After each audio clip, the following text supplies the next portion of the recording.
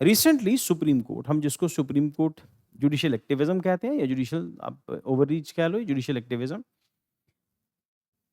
वक़्फ़ को लेके government of India ने नया एक्ट बनाया। उस एक्ट के जो प्रोविज़न्स थे उसको लेके सुप्रीम कोर्ट में कई सारी पार्टीज़ पहुँची, उसमें पॉलिटिकल पार्टीज़ भी हैं जिनके ऑब्वियसली जिनका वोट बैंक मुस्लिम वोट बैंक है, उनको पहुँचना था। प्लस मुस्लिम वक़्फ़ बोर्ड से जुड़े हुए लोग जो हैं वो सब पहुँचे और ये कहा कि ऐसा है कि गवर्नमेंट के कुछ लॉज़ हैं जिसको लेके हमें एतराज़ है। सुप्रीम कोर्ट ने कहा कि ऐसा है कि हम इसको ब्लैंकेट कवर तो नहीं देंगे, सारे के सारे लॉ को हम अभी बैन नहीं करेंगे। इसके जिन प्रोविज़न्स को लेके आपको एतराज़ है, हम उस प्रोविज़न को लेके गवर्नमेंट को रिपोर्ट भेजते हैं। गवर्नमेंट की तरफ से देखो क्या आंसर आता है। फिलहाल हम 2-3 चीज़ों को रिस्ट्रिक्ट कर देते हैं, बाकी सब एज़ इट इज़ कंटिन्यू रहेगा। क्योंकि अब उसमें भी जो वकील आते हैं, उसमें कपिल सिब्बल जैसे बड़े वकील हैं या फिर और इंडिया के सबसे बड़े वकील कांग्रेस पार्टी की तरफ से या फिर अदर पार्टीज़ की तरफ से खड़े किए जाते हैं, ताकि गवर्नमेंट बिल पास ना करा सके। रीज़न उसके पीछे उनको मुस्लिम सिंपैथी लेनी होती है। रीज़न उसके पीछे वोट बैंक का भी, पॉलिटिक्स का भी एस्पेक्ट है, प्लस ये भी है कि डेमोक्रेसी है और डेमोक्रेसी में हर तरह का व्यू ज़िंदा रहना चाहिए और जो भी लॉ बने उसमें सारे लोग एग्री करें, तो ये भी एक एस्पेक्ट रहता है। So Supreme Court in India passed interim order staying select provisions for the Waqf Amendment Act 2025 while refusing the blanket stay on the entire law. सारे के सारे लॉ को उन्होंने स्टे नहीं किया है, कुछ प्रोविजंस है जिसको लेके कोर्ट को लगता है इसके ऊपर थोड़ी सी क्लैरिटी आ जाए। एक्ट पास्ड अप्रैल 25 में एक्ट पास होता है। Made sweeping changes in the Waqf management triggering 65 petitioner on the constitutional grounds. अब इसमें पिटिशनर कौन है? All India Muttahida all India AMI जो उसकी ओबीसी की पार्टी है वही है। टीएमसी तृणमूल कांग्रेस है, आरजेडी, वाईएसआर कांग्रेस जो भी जो वाईएस राजशेखर जो हैं तेलंगाना के अंदर लास्ट में सीएम थे। आजकल तो अपोजिशन में ही है। सीपीआई, एमपी एंड ऑर्गेनाइजेशन, तो कई सारी ऑर्गेनाइजेशन सब ने पिटीशन फाइल की थी। ये कहती हैं कि वायलेशन ऑफ आर्टिकल 26 है, right to manage religious affair.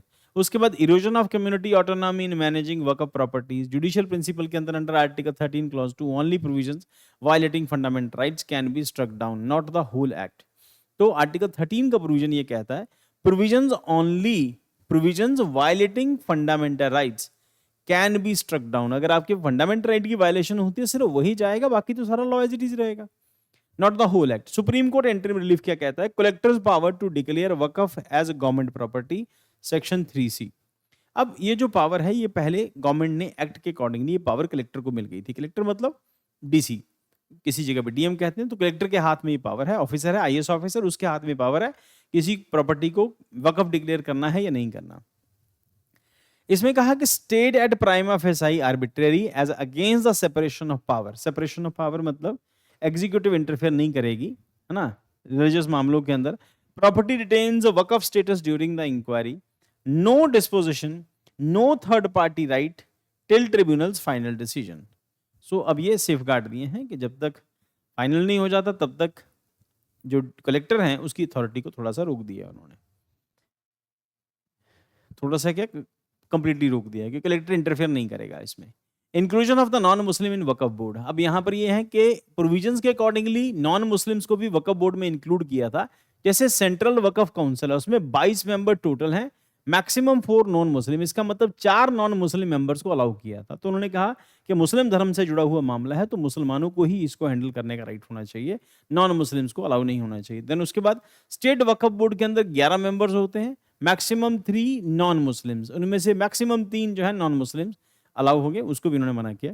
Rational preserve communities right to religious and self management का, हम बीइंग अ मुस्लिम, मुसलमानों को राइट होना चाहिए इसको मैनेज करने का। 5 year rule for practising Islam to create waqf, अब ये भी एक गवर्नमेंट का रूल था कि वकफ क्रिएट करने के लिए आपको 5 साल से प्रैक्टिसिंग इस्लाम होना चाहिए, तो उसको भी रोक लगा दी। State until the government frame clear rule but determine religious practice, तो रिलीजियस प्रैक्टिस के लिए गवर्नमेंट को पहले अपना स्टांस क्लियर करना होगा कि किसको आप इसमें कंसिडर कर रहे हैं, ठीक है, किसको आप रिलीजियस आदमी मानते हैं। 5 साल से जो प्रैक्टिस कर रहा है इसको लेके अभी तक क्लैरिटी नहीं थी, अब गवर्नमेंट क्लियर करे इसमें कि ये इसका मतलब क्या है।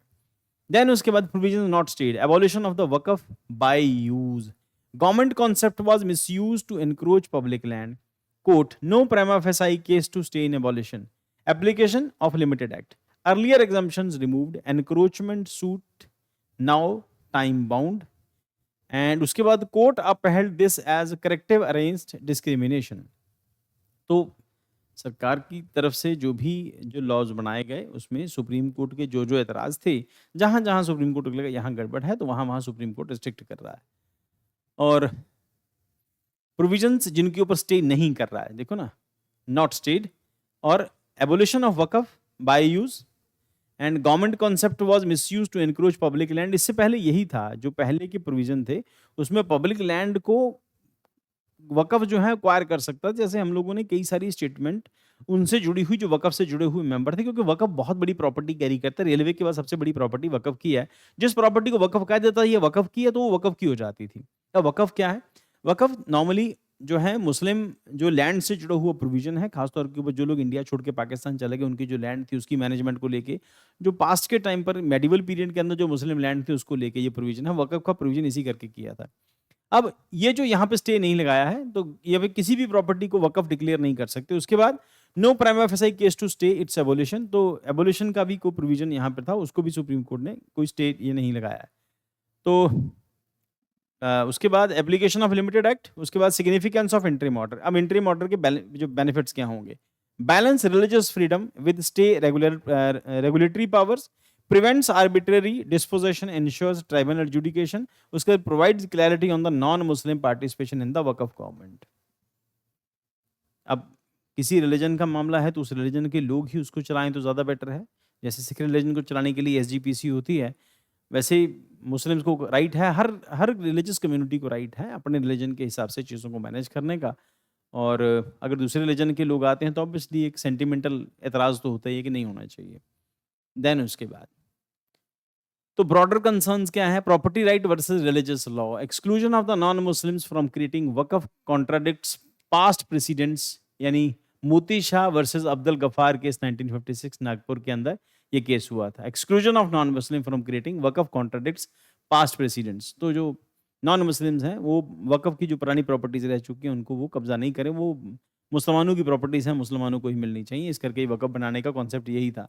Risk of state defining good versus bad Muslims, अब यहाँ पे सेक्युलर स्टेट डायलेमा है कि कौन मुस्लिम अच्छा है, कौन नहीं, ये भी एक इशू रहेगा।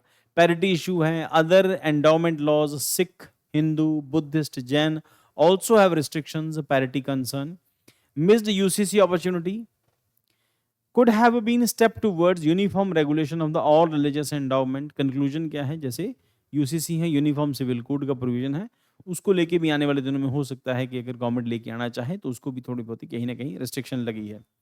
कंक्लूजन में द मैटर रिमेन्स सब जुडाइस, अभी तक मामला कोर्ट के अंदर ही है। Supreme court partial stay will hold until final ruling, जब तक फाइनल रूलिंग नहीं आती जब तक होल्ड रहेगा ये। The case test balance between article 26 right to communities, secular state oversight and property rights under the constitution. Final verdict will reshape governance of waqf, minority rights, jurisprudence and the separation of power in India. Waqf laws 1995 Act versus 2025 Act versus supreme court interim stay. Supreme court ने जहां stay लगाया, ये provision original provision थे 1995 के act के, ये 2025। हम लोग ये भी डिनाई नहीं कर सकते जो 1995 में बनाया गया था, उस टाइम पर हम लोगों ने पीरियड डिस्कस किया 1990 से लेकर 1999 तक की सरकारें जो ऑलमोस्ट कमजोर सरकारें रही। यहाँ पर अपीजमेंट को लेके जैसे बहुत सारे अपीजमेंट्स हुए, जैसे हम लोग तमिलनाडु के अंदर जो रिजर्वेशन की कोटा को बढ़ा के 60-70% तक ले आए, हम लोगों ने डिस्कस किया, उसको फिर 9 शेड्यूल में डाल दिया। उसी टाइम पर वक्फ बोर्ड को क्रिएट किया गया था। That is we can't deny कि इसमें अपीजमेंट का एंगल नहीं था, ये था, इसमें कोई शक नहीं है। पर ये कि कुछ-कुछ हद तक हम लोग राइट से भी जोड़ लेते हैं कि राइट का भी इश्यू था और मुस्लिम प्रॉपर्टीज़ को लेके भी प्रोविज़न जो थे वो थोड़ा-से क्लैरिफ़ाई हो गए। प्लस इसका मिसयूज़ भी हुआ है, we can't deny it also. और उसमें कई जगहों पर एनक्रोचमेंट है, किसी भी लैंड को वक़्फ़ डिक्लेयर कर देना और किसी भी सरकारी ज़मीन के ऊपर कब्ज़ा कर लेना। ये भी उसके साथ कई सारे जुड़े हुए फैक्टर्स थे, जहाँ पर कई सालों से लोग बस्तियाँ बसा के रह रहे थे, मुस्लिम आबादी वक़्फ़ के नाम के ऊपर ऐसा हो रहा था, तो दैट वाज़ मिसयूज़ आल्सो।